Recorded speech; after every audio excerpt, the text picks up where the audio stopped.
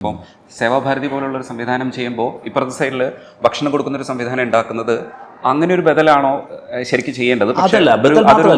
ഏത് തലത്തിലാണത് കൈകാര്യം ചെയ്യേണ്ടത് DYFI ആണ് തീരുമാനിക്കേണ്ടത്. അല്ല, DYFI അത് പലപ്പോഴും പറയാറുണ്ട്, ഇതാണോ രാഷ്ട്രീയ പ്രവർത്തനം. അത് അതിനോട് ശക്തമായി വിയോജിച്ചാണ്. DYFI എന്ന് പറയുന്നത് DYFI മനസ്സിലാക്കേണ്ടതാണ്. DYFI എന്ന് പറയുന്നത് രാഷ്ട്രീയ സംഘടന അല്ല. DYFI എന്ന് പറയുന്നത് ഡെമോക്രാറ്റിക് യൂത്ത് ഓർഗനൈസേഷനാണ്. അതിൻ്റെ പേരിൽ, അതിൻ്റെ ഭരണഘടനയിൽ, അതിൻ്റെ പരിപാടിയിലൊക്കെ അങ്ങനെ തന്നെയാണ് വിഭാവനം ചെയ്തിരിക്കുന്നത്. സമൂഹത്തിലെ എല്ലാ വിഭാഗം ജനങ്ങളെയും ആകർഷിക്കാൻ കഴിയുന്ന, സമൂഹത്തിൻ്റെ എല്ലാ മേഖലകളിലും ക്രിയേറ്റീവായിട്ട് ഇടപെടാൻ കഴിയുന്ന ഒരു ഓർഗനൈസേഷനായിട്ടാണ് DYFI വിഭാവനം ചെയ്തിരിക്കുന്നത്. അതുകൊണ്ട് ഞങ്ങൾ ചെയ്യുന്നത് വളരെ ശരിയായ രീതിയാണ് DYFI. വിമർശകരുടെ ഇതാണ് പ്രശ്നം. ഞാൻ പറഞ്ഞതല്ല, നിങ്ങൾ ചോദിച്ചു വളരെ പ്രധാനപ്പെട്ട എങ്ങനെ സർവൈവ് ചെയ്യും എന്നുള്ളതാണ്.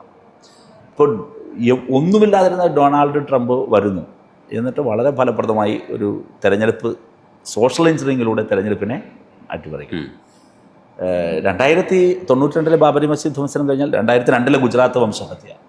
ആ ഗുജറാത്ത് വംശഹത്യയുടെ സമയത്ത് എന്തായിരുന്നു നരേന്ദ്രമോദിയുടെ പെർസെപ്ഷൻ? അതിൽ നിന്ന് വലിയ നിലയിലുള്ള ഒരു സ്വിച്ച് ഓവറിന് നരേന്ദ്രമോദിക്ക് സാധിക്കുന്നു. ഞാൻ നേരത്തെ പറഞ്ഞ പെർസെപ്ഷൻ ഗമിക്കാണ്. ഇത് വളരെ സയൻറ്റിഫിക്കലി ചെയ്യാൻ വേണ്ടി സാധിക്കുന്നു. ജനങ്ങളുടെ മനസ്സിനെ സ്വാധീനിക്കാൻ കഴിയുന്നു, അല്ലേ? ഇതൊരു വലിയ ചലഞ്ചാണ് ഒരു പൊളിറ്റിക്കൽ പാർട്ടിയെ സംബന്ധിച്ച് CPIM. ഞങ്ങളത് പറയുന്നില്ല, ഞങ്ങൾക്ക് ആ വഴി സ്വീകരിക്കാമെന്ന് ചോദിച്ചാൽ ഒരുപാട് പ്രശ്നങ്ങളുണ്ട്. അതിൽ ഒരു പ്രധാനപ്പെട്ട പ്രശ്നം ആ വലിയ പണം ഞങ്ങളുടെ കയ്യിലില്ല എന്നുള്ളത് തന്നെയാണ്. ഇന്ത്യയിലെ കോർപ്പറേറ്റുകളിൽ നിന്ന് പണം വാങ്ങാത്ത ഏക പ്രസ്ഥാനം CPIM ആണല്ലോ. ഇപ്പോൾ ഞങ്ങൾക്ക് അഭിമാനത്തോടെ പറയാൻ പറ്റുമല്ലോ. വേറെ ആരുമല്ലല്ലോ. വൻ തുക അപ്പുറത്ത് വേണം, ഞങ്ങൾക്ക് ആ തുകയില്ല. ഞങ്ങൾ സാധാരണക്കാരായ മനുഷ്യരെയാണ് പണം പിരിക്കുന്നത്. ആ പിരിക്കുന്ന പണം അവിടെ ഉണ്ടാവും, ഒരു രൂപ എവിടെയും പോവില്ല. എന്നതിൽ കവിഞ്ഞാൽ ഇതിനാവശ്യമായ മൂലധനം വളരെ വലുതാണ്, നമ്മുടെ പരിധിക്ക് പുറത്തേക്കുന്നതാണ്. ഇതാണൊരു പ്രശ്നം. പക്ഷേ എങ്കിലും വളരെ സമഗ്രമായി, സംഘടിതമായി, പരമാവധി സയൻറ്റിഫിക്കായി ഇതിനെല്ലാം അതിജീവിക്കാൻ കഴിയുന്ന ഒരു സോഷ്യൽ മീഡിയ, അല്ലെങ്കിൽ ഇത്തരത്തിലുള്ളൊരു സോഷ്യൽ എഞ്ചിനീയറിംഗ് മെക്കാനിസം, സോഷ്യൽ മീഡിയയൊക്കെ മാറി സോഷ്യൽ എഞ്ചിനീയറിംഗ് മെക്കാനിസം തീർച്ചയായും CPIM ആർജിക്കേണ്ടതുണ്ട്. അത് CPIM തിരിച്ചറിയുന്നു, ഞങ്ങളുടെ പാർട്ടിയും അത് തിരിച്ചറിയുന്നുണ്ട്. അത് എവിടെയെങ്കിലും ഹയർ ചെയ്യാൻ ഞങ്ങൾ ഉദ്ദേശിക്കുന്നില്ല. ഗൗരവമുള്ള കാര്യങ്ങളൊക്കെ സംസാരിക്കുന്ന, ടെലിവിഷനിലൊക്കെ ഭയങ്കരമായിട്ട് വലിയ വിപ്ലവമൊക്കെ പറയുന്ന ആൾ വീട്ടിൽ വന്നാൽ ഒരു കുട്ടിയെ പോലെ ബിഹേവ് ചെയ്യുന്ന ചില സിറ്റുവേഷൻസ് അമൃതയുടെ അടുത്ത് ഉണ്ടാവുമായിരിക്കും. ശരിക്കും റഹീമിനെ മനസ്സിലാക്കുന്നത് അമൃത കൃത്യമായിട്ട് ഐഡൻറ്റിഫൈ ചെയ്തിട്ടുണ്ടാവും. അവിടെ എന്തുകൊണ്ട് അത് സംസാരിച്ചു, അതിനൊക്കെ പറ്റിയിട്ടുള്ള ഒപ്പീനിയൻസ് ഉണ്ടാവുമ്പോഴും റഹീം എന്ന് പറയുന്ന മനുഷ്യനെ കൃത്യമായിട്ട് അളന്നിട്ടുണ്ടാവും. ആ മനുഷ്യൻ ശരിക്കും ഒരു കുട്ടിയാണോ? നല്ല കുട്ടിയാണ്. അനുസരണയുള്ള, മക്കളെക്കാൾ, അതെ, ചില സമയത്ത് മക്കളെക്കാൾ കുട്ടിയാണ്. അതൊരു വാശിയുടെ എലമെന്റ് അല്ലല്ലോ. വാശിയുടെ എലമെന്റ് ഒന്നുമില്ല. വാശി എടുത്തിട്ട് യാതൊരു കാര്യമില്ല എന്നുള്ള നല്ല ധാരണയുള്ളതുകൊണ്ടായിരിക്കാം വാശിയില്ല. വാശി എടുത്താലും അവിടെ ഞങ്ങള് 4 പേരും അങ്ങനെ അങ്ങോട്ടും ഇങ്ങോട്ടും, പക്ഷെ 4 പേര് കുഞ്ഞുങ്ങളാണ് വീട്ടില്. അതാണ് സത്യം. അച്ഛനാണ് ഞങ്ങളുടെ വീട്ടിലെ കാരണവർ. അച്ഛൻ മറ്റേ മാഷാണ്, ചാക്കോ മാഷാണ് ഞങ്ങളുടെ വീട്ടിലെ. A+B² ആണ് അച്ഛൻ. ഇപ്പോഴും ഞങ്ങള് 4 പേര്, അച്ഛൻ വേറെ വെളിയിൽ നിന്ന് ആരെങ്കിലും വന്നാൽ അവർക്ക് സംശയം തോന്നും. ഞങ്ങൾ 4 പേരും കുട്ടികളും, അച്ഛനാണ് ചാക്കോ മാഷും. ഈ കുട്ടി ആശ്വസിക്കാൻ പിടിച്ചു കഴിഞ്ഞാൽ അങ്ങനെ തന്നെ നിന്ന് തരുമോ, അതേ ചാടി പോവോ? ഇല്ല, ആശ്വസിക്കാൻ പിടിച്ചു കഴിഞ്ഞാൽ ഭയങ്കര, എന്താ പറയണ്ടേ, ഈ ചെറിയ കാര്യങ്ങൾക്ക് പോലും ഭയങ്കരമായ മനസ്സലിവൊക്കെ ഉള്ള അങ്ങനത്തെ ഒരാളാണ്. വളരെ, എന്നോട് ഒരുപാട് പേര് പുറത്ത് പോകുമ്പോൾ ചോദിക്കുന്ന ഒരു കാര്യമാണ്, ഈ ചർച്ചയിലൊക്കെ കാണുന്ന പോലെ ആളുകളുടെ കൂടെ എങ്ങനെ ജീവിക്കും, അവർ ഭയങ്കര ദേഷ്യമായിരിക്കില്ലേ, ഇങ്ങനെ തന്നെയാണോ വീട്ടിൽ സംസാരിക്കുന്നത്? പക്ഷെ ഒരു 2 മിനിറ്റ് അല്ലാതെ പേഴ്സണലി സംസാരിക്കുന്ന എല്ലാവരും പറയും, ഇയാൾ ഇങ്ങനെയല്ലേ, ഇയാള് പെർസെപ്ഷനാണ്. ചാനൽ ചർച്ച വരുന്നത് എന്നോട് പേഴ്സണലി ഒരുപാട് ഭയങ്കര പാടായിരിക്കല്ലേ ഇങ്ങനെ ജീവിക്കാൻ കൂടെ. പക്ഷെ വീട്ടിൽ വന്നാലേ അറിയുള്ളൂ. വീട്ടിൽ വരണമെന്നില്ല, പുള്ളിയോട് 2-3 മിനിറ്റ് സംസാരിക്കുമ്പോൾ തന്നെ മനസ്സിലാവും. ഭയങ്കര കിലുക്ക സിനിമയിലെ രേവതിയുടെ ഒരു സീൻ ഉണ്ടല്ലോ, രേവതിയല്ല ഇന്നസെന്റ് ചിരിക്കുന്നു. അതെ, കുട്ടി ചിരിക്കും.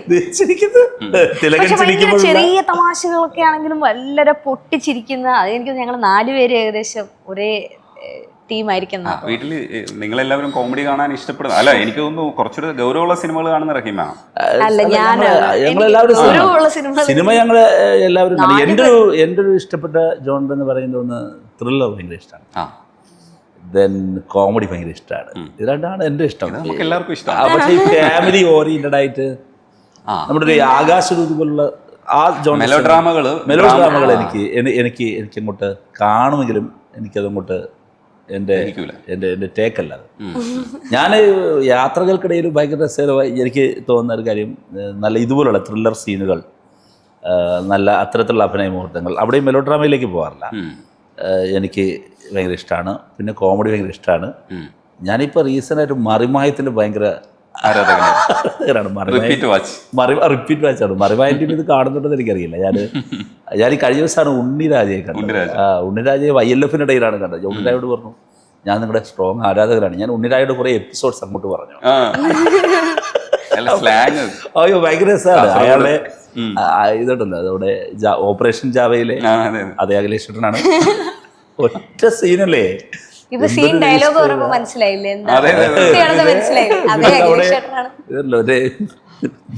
തൊട്ടി മുതൽ സാക്ഷീലം പുള്ളി വന്നിട്ട് പറയുന്ന സീനുണ്ടല്ലോ. ഇപ്പോഴൊക്കെ നമ്മുടെ അണുവികരണം മുഴുവനും എനിക്ക് പൈസ അണ്ണാങ്കൊട്ടാ മറ്റേ ഉണ്ണിരാജയ്ക്ക് ഒരു പ്രൊമോഷൻ കാണുന്നുണ്ടല്ലോ അല്ലേ?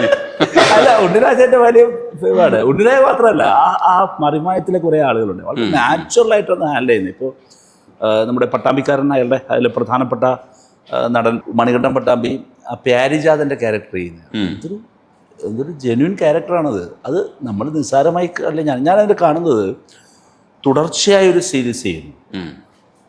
പക്ഷെ ആ വ്യത്യസ്തമായ കഥാപാത്രങ്ങൾ അവർ ചെയ്യുന്നു. അതിൻ്റെ ജെന്യൂനിറ്റി നിലനിർത്തിക്കൊണ്ട് പ്രേക്ഷകരെ മടുപ്പിക്കാതെ കൊണ്ടുപോകുക എന്ന് പറഞ്ഞാൽ നമ്മളൊന്നും അത്ര മോശക്കാരൊന്നുമല്ലോ. മീൻസ് ക്രിട്ടിക്കലായി തന്നെ, അതായത് ഇഷ്ടപ്പെട്ടില്ലെങ്കിൽ ഇഷ്ടപ്പെട്ടാന്ന് എനിക്കെല്ലാം ആർക്കായാലും തോന്നുമല്ലോ. അപ്പം എന്നെ ബീറ്റ് ചെയ്യാൻ കഴിയുന്നു അല്ല, എന്നെ ബീറ്റ് ചെയ്യാണല്ലോ. അതുകൊണ്ടാണല്ലോ ഞാൻ വീണ്ടും അവരെ പിന്തുടരുന്നത്. അപ്പം ഞാനവരെ റെസ്പെക്ട് ചെയ്യണ്ടേ, അവരുടെ ടാലൻറ്റിനെ റെസ്പെക്ട് ചെയ്യണ്ടേ. എനിക്കതുകൊണ്ടാണ് ഞാൻ പേരെടുത്ത് പറയുന്നത്. അത് അവരോട് തന്നെ പേഴ്സണലി കണ്ടാൽ മണികണ്ഠൻ പട്ടാമ്പിയോടായാലും നമ്മുടെ ഉണ്ണിരാജയോടായാലും ഈ പ്യാരിജാതൻ, പിന്നെ ഇവർക്ക് എത്ര ഗംഭീരമായിട്ടാണ് അതിനകത്ത് നമ്മുടെ മണ്ടോദരി ശ്രീകുമാറിൻ്റെ പാർട്ണർ എത്ര ഗംഭീരമായിട്ടാണ് അതൊക്കെ ചെയ്യുന്നത്. ഇതൊക്കെ നമ്മളെ സ്ഥിരമായിട്ടത്. പിന്നെ മാത്രമല്ല, സാമൂഹ്യ പ്രസക്തമായ കാര്യങ്ങളാണ്. ഞാൻ അതിൽ കണ്ടൊരു കാര്യം, അത് വലിയ പ്രധാനപ്പെട്ട ഒരു കാര്യമാണ്. എൻ്റർടൈൻമെൻറ്റ് ഇൻഡസ്ട്രി ഭയങ്കരമായിട്ട് മാറി. നമ്മൾ ഗാഡ്ജറ്റുകളാണ്, നെഗറ്റീവ് ഹ്യൂമറുകളല്ല, വളരെ പോസിറ്റീവായ ഹെൽത്തിയായ ഹ്യൂമർ.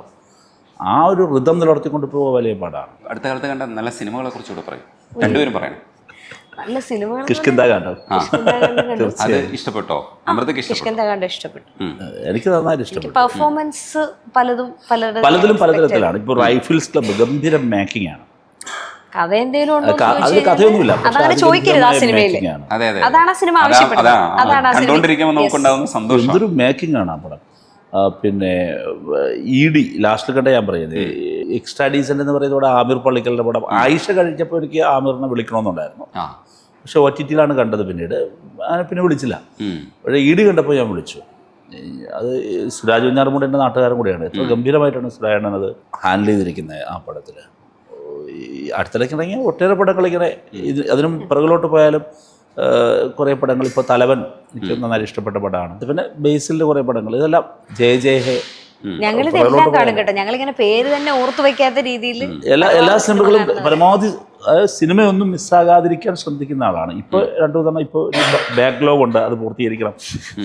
ഇപ്പോഴിറങ്ങിയ 2 തന്നെ കാണാൻ പറ്റിയിട്ടില്ല. നമ്മുടെ ഈ രേഖാചിത്രം, ഐഡന്റിറ്റി, ആ സീരീസ് ഇങ്ങോട്ട് തിരക്ക് കാരണം കാണാൻ പറ്റിയിട്ടില്ല. അപ്ഡേറ്റഡ് ആണ്, സമയം കിട്ടുന്നുണ്ട്. അത് നമ്മുടെ ഒരു ഹാങ് ഔട്ടിൻ്റെ പ്രധാനപ്പെട്ട, ഞങ്ങൾക്ക് 4 പേർക്കും യോജിക്കാൻ കഴിയുന്ന ചില മേഖലകളുണ്ട്. അതിൽ ഒന്നാമത്തെ മേഖല സിനിമയാണ്. അപ്പോൾ ഹാങ് ഔട്ടിൻ്റെ പ്രധാനപ്പെട്ട ഒരു ഏരിയ ആയിട്ട് അത് എടുക്കുക എന്നുള്ളതാണ്. 2 യാത്ര. ഞങ്ങൾക്ക് എല്ലാവർക്കും എന്നപോലെ ഞങ്ങൾക്ക് 4 പേർക്കും ഒരുപോലെ ഇഷ്ടമുള്ളത് കാര്യമാണ്. 3 ഭക്ഷണമാണ്, ഫുഡ് എക്സ്പ്ലോർ ചെയ്യാൻ പോകുക എന്നുള്ളതാണ്. അത് എല്ലാവർക്കും ഇഷ്ടമുള്ള കാര്യമാണ്. ഇതിൽ മൂന്നിലും പരമാവധി ലക്ഷ ടൈം പരമാവധി ഇതിനു വേണ്ടി അങ്ങ് പാക്ക് ചെയ്യും. സിനിമയൊന്നും വിടില്ല. പിന്നെ സിനിമ ഇഷ്ടപ്പെട്ടാൽ, അതിലെ ക്യാരക്ടറിനെ ഇഷ്ടപ്പെട്ടാലൊക്കെ അവരുടെ നമ്പർ തേടി പിടിച്ച് അവരെ വിളിക്കുകയും അവരുമായി ബന്ധം സ്ഥാപിക്കുകയും. കിഷ്കിന്ധാകാന്ഡം കണ്ടിട്ടാണ് ഞാൻ ഇദ്ദേഹത്തെ വിജയരാഘവേട്ടനെ വിളിക്കുന്നത്. അതൊരു ഗംഭീര വിളിയാണല്ലോ. കുഞ്ചാക്കോ ബോബൻ്റെ നമ്മുടെ ബൊഗൈൻവില്ല കഴിഞ്ഞിട്ട് ഞാൻ കുഞ്ചാക്കോയെ വിളിച്ചു. അത് വിളിക്കണമെന്ന് തോന്നിയാൽ നമ്മുടെ രജിസ്റ്റർ ആയാൽ അത് ഇഷ്ടപ്പെട്ടാൽ. ബൊഗൈൻവില്ലയിൽ ഗംഭീരമായിട്ടല്ലേ, ആ പടവും നല്ല മേക്കിംഗ് ആണ്. പിന്നെ ഗംഭീരമായിട്ട് ചാക്കോച്ചൻ അത് ചെയ്തിട്ടുമുണ്ട്. അത് നമുക്ക് വലിയ പ്രതീക്ഷ നൽകുന്നതല്ലേ. അമൃതയ്ക്ക് കൂടുതലും കോമഡി സിനിമകളാണ് ഇഷ്ടം. കോമഡി ഞാൻ എല്ലാ genreഉം സിനിമയ്ക്കിടയിലെ Serious ആയ പടം. സീനിനിടയിലെ നമ്മൾ കാണാത്ത പൊളിറ്റിക്കൽ റീഡിങ് ഇയാൾ നന്നായി നടത്താറുണ്ട്. ഓ അതാണ് പൊളിറ്റിക്കൽ കറക്റ്റ്നെസിന്റെ ആളാണ്. അയ്യോ കറക്റ്റ്നെസ് അല്ല അല്ല പൊളിറ്റിക്കൽ കറക്റ്റ്നെസിന്റെ അല്ല പക്ഷെ പൊളിറ്റിക്കൽ റീഡിംഗ് ഉണ്ടല്ലോ, ഈ ഒളിച്ചു വെച്ച് പറഞ്ഞിരിക്കുന്ന ഒരു പൊളിറ്റിക്കൽ, അത് ഗംഭീരമായിട്ട് ഇയാള് അത് നന്നായിട്ട് റീഡ് ചെയ്യും. ഏതെങ്കിലും ഒരെണ്ണം ഞങ്ങൾക്ക് വേണ്ടിയിട്ട് പ്രയോഗിക്കും. ARM സിനിമയിലെ ആ സാധനം എവിടെയായിരിക്കും ഒളിച്ചിരിക്കുന്നതെന്ന് മുമ്പ് വഴി കാണിക്കുന്നതിന് വേണ്ടി വീശുന്ന സാധനം എന്താന്ന് ഓർമ്മയുണ്ട? അത് ഞാൻ എൻ്റെ റിവ്യൂവിൽ എഴുതുന്നുണ്ട്. അത് കടപ്പാട് ഇവിടെയാണ്, അരിവാളാണ് ഞങ്ങള് ദിശ കാണിച്ചു കൊടുക്കുന്നത്. ഓ ചെയ്തി കാല അവസാനം അല്ല ഇങ്ങനെയുള്ള കുഞ്ഞു കുഞ്ഞു സാധനങ്ങള് പെട്ടെന്ന് എനിക്ക് ചിലപ്പോ ആ സിനിമ ഞാൻ കണ്ടിരിക്കുമ്പോൾ നമ്മൾ ഒരുമിച്ചാണ് കാണുന്നത്. അത് കേരളത്തിന്റെ ആ സീൻ എനിക്ക് പ്രത്യേകമായി ആ ഒരു രാഷ്ട്രീയം എന്നെ അതിൽ ഹുക്ക് ചെയ്ത പൊളിറ്റിക്സ് വേറെ ഒരുപാടുണ്ട്. ചിയോദിക്കാവിൽ എൻ്റെ അമ്മ കയറിയപ്പോൾ തന്നെ ഞാൻ വിജയിച്ചു എന്ന് പറയുന്ന ഒരു അത് പിന്നെ പറയുന്ന സ്റ്റേറ്റ്മെന്റ് ആണല്ലോ, അത് ഗംഭീരം അതാണ്. പിന്നെ അതിനേക്കാൾ ഉപരി അംബേദ്കറിനെ പഠിപ്പിച്ചുകൊണ്ടിരിക്കുമ്പോഴാണ് പോലീസ് പോലീസ് കള്ളനാണെന്ന് പറഞ്ഞിട്ട് താണജാതിക്കാരനെ അറസ്റ്റ് ചെയ്യാൻ വരുന്നത്. ഭരണഘടന എഴുതിക്കൊണ്ടിരിക്കുന്നു. ഭരണഘടന അത് ഭയങ്കര പൊളിറ്റിക്കൽ സ്റ്റേറ്റ്മെന്റ് ആണല്ലോ ഇന്നത്തെ ഇന്ത്യയിൽ പ്രത്യേകിച്ച്. അതൊക്കെ എനിക്ക് ഞാൻ തിരക്കഥാകൃത്തിനെ വിളിച്ചിരുന്നു, കാസർഗോഡ് സ്വദേശി. അവിടെ ഏറെ നേരം സംസാരിച്ചു. ഞാൻ ഈ സീനെല്ലാം ഓർത്ത് വെച്ച് പറയുകയും ചെയ്തു. സിനിമയെ അങ്ങനെ തന്നെയാണ് ഞാൻ കാണുന്നത്. ഇത് ഭയങ്കര പൊളിറ്റിക്കൽ കറക്റ്റ്നെസിന്റെ ആളല്ല, ഇങ്ങനെ ഈ കാണുന്ന അതായത് ലൗഡായിട്ട് പറയാതെ പറയുന്ന സാധനങ്ങളെ വായിക്കാൻ ഭയങ്കര ഇഷ്ടം. ഇയാൾക്ക് വലിയ ഇഷ്ടമാണ്. സിനിമ കഴിഞ്ഞിട്ട് കാറിൽ തിരിച്ചു വരുമല്ലോ, അത് അപ്പോഴാണ് നമ്മളെ ഡിസ്കഷൻ. സിനിമ കഴിഞ്ഞാൽ രാത്രി ആയിരിക്കും മിക്കവാറും സമയം കിട്ടുക. സിനിമ കഴിഞ്ഞിറങ്ങിയാൽ നമ്മുടെ ഒരു രീതി എന്ന് വെച്ചാൽ അവിടെ നിന്ന് ഇറങ്ങുക, നേരെ സിനിമ കണ്ട് ഇങ്ങോട്ട് ഇറങ്ങുമ്പോൾ മുതൽ സിനിമയുടെ അടുത്ത ഹാഫ് നമ്മൾ സ്റ്റാർട്ട് ചെയ്യും. ഞങ്ങള് റീവാച്ച് ചെയ്യാം. കുട്ടികളും കൂടും എൻ്റെ കൂടെ. അവന്മാർ ഉറങ്ങിയില്ലെങ്കിൽ ചിലപ്പോൾ ഉറങ്ങിയായിരുന്നു, നല്ല നൈറ്റൊക്കെ ആയാലും. പിന്നെ ഞങ്ങൾ സൂടിക്കാനൊക്കെ പോയാൽ അവിടെ ഇരുന്ന് ഇത് തുടരും. പിന്നെ വീട്ടിലേക്ക് വരുമ്പോഴും തുടരും. അതൊരു എന്റർടൈൻമെന്റ് ആണ്. ചിലപ്പോ ഭയങ്കരമായി വിളിക്കണമെന്ന് തോന്നിയാൽ ആ രാത്രിയിൽ തന്നെ നമ്പർ എടുത്തിട്ട് തേടി പിടിച്ച് വിളിക്കും. രാത്രി തന്നെ വിളിക്കും, ഇല്ലെങ്കിൽ ടെക്സ്റ്റ് ചെയ്തേക്കും. പിന്നീട് റിലീസിങ് സമയമൊക്കെയാണ്. അതെ നമ്മൾ വളരെ ഇങ്ങനെ അൺടൈമിലൊക്കെ വിളിച്ചളയും. ഇല്ലെങ്കിൽ പിറ്റേ ദിവസം രാവിലെ എഴുന്നേറ്റാൽ അസ്വസ്ഥനായി ആ ആളിനോട് വിളിച്ച് സംസാരിക്കാൻ വേണ്ടി സമയം മെനക്കെടും. അതിലൊരു രസമുണ്ട്. അതിനുശേഷം അവരോടുള്ള സംഭാഷണം ഉണ്ടല്ലോ, അത് ഒരു നോവൽ വായിച്ചാലും തീർച്ചയായിട്ടും അത് തന്നെയാണ്. ഒരു നോവൽ വായിച്ചാലും അങ്ങനെ തന്നെയാണ്. ഇപ്പോൾ ഇന്ദുഗോപന്റെ ഇപ്പോൾ പുറത്തു വരാൻ പോകുന്ന പൊന്മാൻ എന്ന് പറയുന്ന ഒരു സിനിമയാണ്. കാണേണ്ട സിനിമ, ഗംഭീര സിനിമ ആയിരിക്കും എന്നുള്ള എനിക്ക് സംശയമൊന്നുമില്ല. ബേസിലാണ് ചെയ്തിരിക്കുന്നതെന്ന് കഴിഞ്ഞ ദിവസം ഇന്ദു കണ്ടപ്പോൾ പറഞ്ഞു. 4-5 ചെറുപ്പക്കാർ എന്ന് പറയുന്ന ഒരു നോവലാണ്. അതൊരു ഗംഭീരം കഥയാണ്. കൊല്ലത്ത് കിടക്കുന്ന രസകരമായ കഥയാണ്. വിലായത്ത് ബുദ്ധ അയാളുടെ വരാൻ പോകുന്നത്. ഇതെല്ലാം ഈ നമ്മൾ ഇവരുമായിട്ടൊരു വർത്തമാനം. റാം കെയർ ഓഫ് ആനന്ദി വായിച്ചു കഴിഞ്ഞപ്പോൾ വിളിക്കാൻ തോന്നി, വിളിച്ചു.